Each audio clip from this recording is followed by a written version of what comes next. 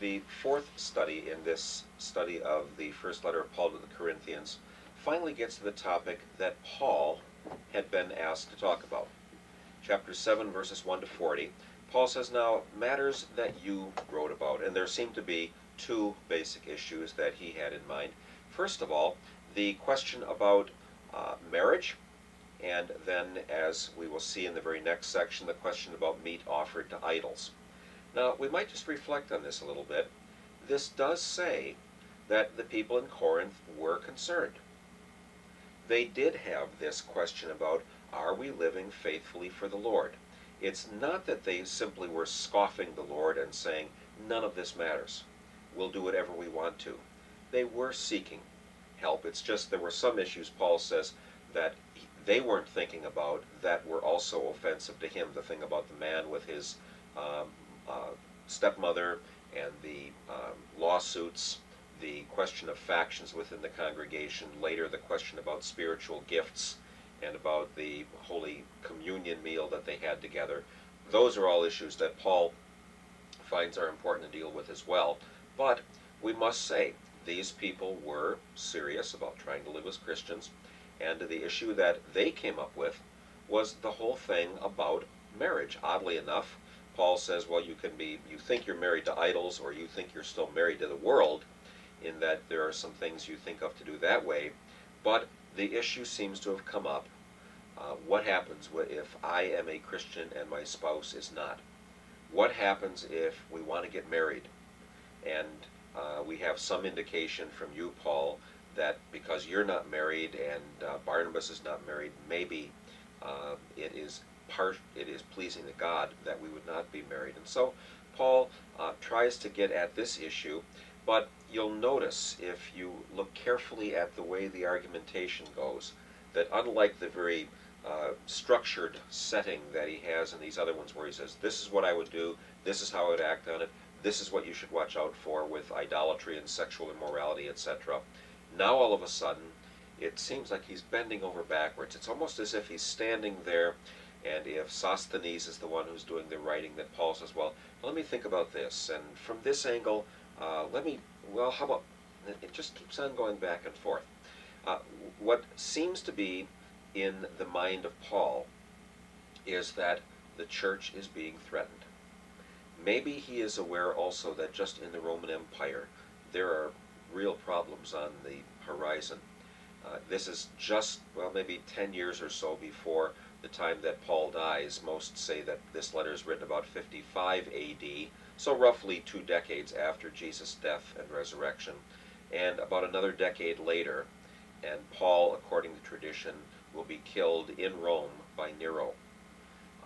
Paul sees the real threat that this message of Jesus Christ will bring to the world, and it's not just an idle threat. There are people whose lives are threatened and whose livelihoods are threatened. We see that as Paul travels on various missionary journeys, and people whose livelihood is made by idolatry and selling idols want to kill Paul or throw him out of town. We know that Jesus himself is put to death, both by the Romans under Pilate and the Jews under Annas and Caiaphas, who see Jesus as a terrible threat to a way of life that they believe is the right one. So as he writes now, he's going to get into a variety of different settings. First of all, he says, now, what's the normal relationship of sexual activity for a husband and wife? Well, he says, when you got married, you kind of gave yourself to each other, and you said, I'm here for you. You'll note that Paul doesn't say, the husband owns the wife's body, and that's that. He says, the husband has been given his wife, and she gives herself to him. And so, in essence, he says he owns her body, or he has the rights to her body. But then he turns right around and says, and the husband has given himself to his wife.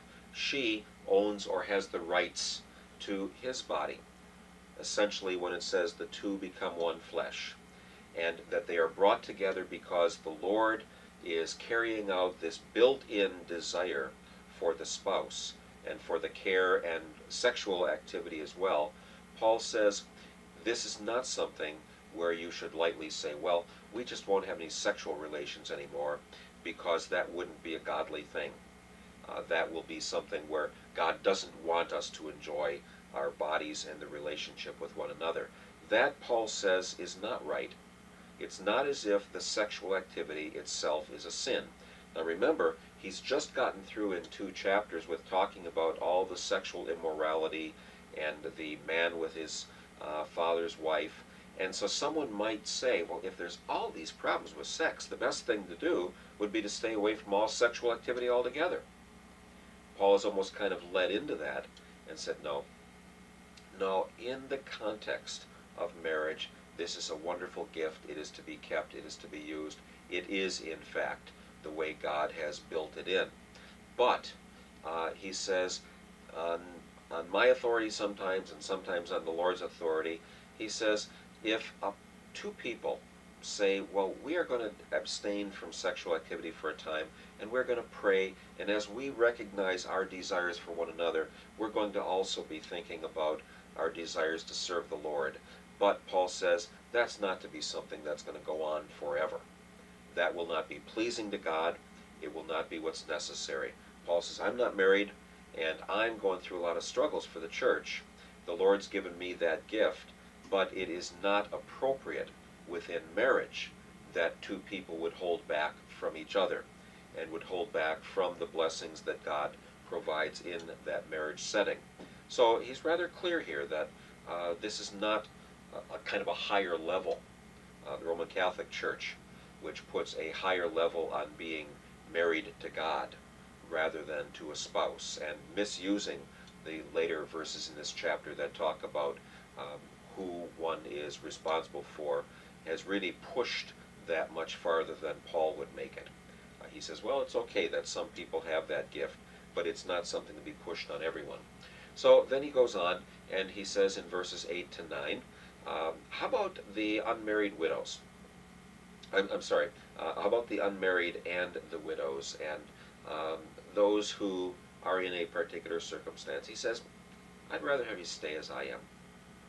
I'm not married, and there are certain problems that come in this world that I'd rather you don't have. All within this context, though, that Paul thinks there's going to be terrible anguish up ahead. Anguish that if someone gets married and has children, they're going to watch their children maybe starve to death or be tortured. I don't know too many stories. In fact, none come to mind directly from the New Testament era, some from the Old Testament era, where children were also punished and hurt cruelly because of their faith. But there are many, many stories about adults in the earliest church time period, from time to time, not every year, but from time to time, where they were hurt and tortured because they were believers. And thus Paul says, if you are inflamed with passion, if you have this strong urge to have sexual fulfillment, then get married. But if you're not married and you seem to be doing okay, or if you are a widow, particularly in the case of the counsel that Paul gives within the New Testament, if you are particularly a young widow and you still could have children, then if you really want to, then don't stay single. Then it's okay. The Lord is not going to be chasing after you, punishing you because you have these desires. So it's not the fact that people have desires that's wrong, unlike what those Greeks were talking about as we talked about last time. But it's a misuse of those, where it goes outside the bounds of the way the Lord had put it together. So Paul says if you're inflamed and you're just burning to death about these sexual matters, then don't go and be immoral and just find a way to physically take care of your desires. Put it within the right context of a marriage, and then it's okay if you want to get married. Then in verses 10 to 11 he says, now to those who are married, don't separate. And he says this is the Lord's command. He says, now what about if you are a woman and your husband is an unbeliever? Should you say, well, I'm not supposed to be married to an unbeliever, and so I will just separate and divorce myself, and then I'll be a better person, I'll be a better Christian? No, he says, that's not the Lord's command. The Lord's command is that you stay in the relationship that you are in. And it is not proper then that you are going to go and get a divorce. He goes on in verses 12-16 and he says, now if you are married to someone who is not a believer, because you are, then you are able to stay in that relationship. Maybe your presence there will bring a blessing, maybe even that your spouse will come to faith. If your unbelieving spouse says it's okay, you can do whatever you want, fine. But, oddly enough, and I think most of us would be rather surprised if somebody would ask us the question, does the Bible permit divorce? Yes, it does. If I am married to someone who says, if you are going to be a Christian, I don't want to be with you. And I'm going to forbid you to be a Christian. I'm going to forbid that you can do any kind of Christian instruction with our children. You are going to do what I tell you to do. Then Paul says, if you would be forced to deny that Jesus Christ is your Lord, then the Lord would say, it's okay to depart from that spouse. Don't push it. Don't try to make it happen because you're saying, well, I will be holier or God will be more pleased with me if I'm not caught with this person who's not a believer. Remember in the section where Paul says you can't be away from the world. You're going to be with unbelievers, and you're going to rub shoulders with them, and that's just the way it's going to be in this world. Well, here he says, maybe your spouse will come around someday. Maybe your presence there will help bring the blessing of the Lord into your marriage that way as well. True, that person has to come to faith and is not saved just by your marriage, but if you have a chance, that's the first place to stay. In verses 17-20, he says, stay in the situation that you're in. If you're circumcised, don't try and remove the marks of it. If you're uncircumcised, don't become circumcised. In other words, don't say, I've got to try to become something. I have to have some laws that I will follow. In verses 31-34, he talks about slaves, and he says, you were bought with a price. In essence, you were not only bought with the price to make you a slave of your owner, you were bought with a price and you've been linked in with the Lord. If you can get out of being a slave, fine. But don't make that your prime goal. This is in general the situation. Don't think that somehow you have to change all the circumstances of your life now that you have become a Christian. Remember, Paul is talking to people who became Christians as adults, who might have said, we want to show the Lord we're really in it for him, and we really want to be perfect people. And they went off kind of foolishly saying, well, let's just not have any desire anymore for our spouse, or let's do this. And Paul says, you're building tensions into your relationship that you don't need to have.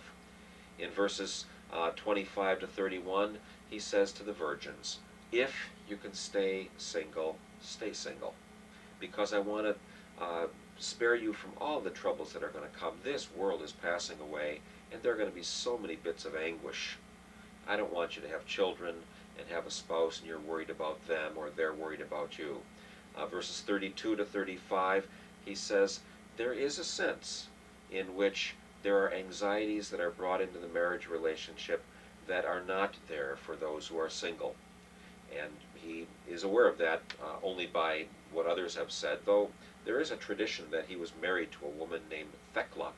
There is a letter of Paul and Thecla, or a story about Paul and Thecla, Thecla, I think is how it's spelled. But we don't know about that in the New Testament. And thus the main thing he says is, if you want to serve the Lord, then all of your efforts will be put into serving the Lord. If you are married, then some of your time is going to have to be taken with taking care of your family.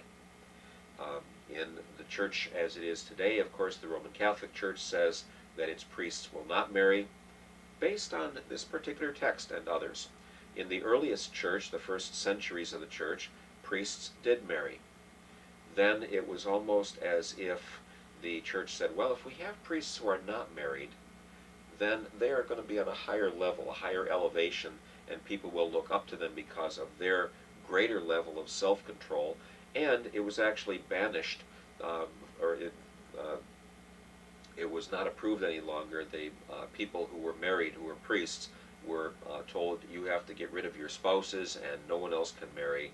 And it has usually been understood, as I understand it, in terms of a power play, that those who were holier than because they were serving the church, and there was great anguish in the church when those marriages were stopped, and many people did not think that that was the right thing to do, or that that was going to be more pleasing to God, and they'd look at the rest of the context of this chapter to say that. Well, Paul says it's nice if you're dedicated to the Lord, if you have a gift that it doesn't bother you, then be as you are. But if it bothers you, then don't think that somehow you will only please the Lord if you follow some particular guideline. In verses 36 to 38, Paul says if you're engaged to be married and you have picked out a young girl that you want to be married to, go ahead. It's not going to be a sin to do that. And then verses 39 to 40, Paul says, if you and your spouse are both alive, then the woman is bound to her spouse. But if he is no longer alive, then she will be free. So, telling her, when you're in a particular circumstance, stay in it. Thus, the bottom line is if you're in a particular situation, whether you are married or unmarried, whether you are a slave or free, don't think that somehow you will only please God by changing all those circumstances. And we would have to expand that into all sorts of things of life, where we would have to ask, is something that we're doing really immoral, or is it really living out the gift that the Lord has given us? We do recognize there are certain problems we may have, but not to put ourselves under a kind of a pressure that we would think that will only be pleasing to God if we change some of our behaviors. Certainly the immorality is not to go on, but in the life that we are, the Lord can bless us, and we don't need to change it in order to become holy. That's something God did to us, and something we do not need to do by proving something to Him. That's really what Paul would say in terms of a whole worldly way of life that we're delivered from. So I hope that is a bit helpful, and even though the issue may not be as pressing for us in terms of the marrying or not marrying, we can get an insight into the way Paul looks at the nature of who we are. And I hope that will be helpful for you. God's continued blessings to you as you study and grow with this letter from Paul.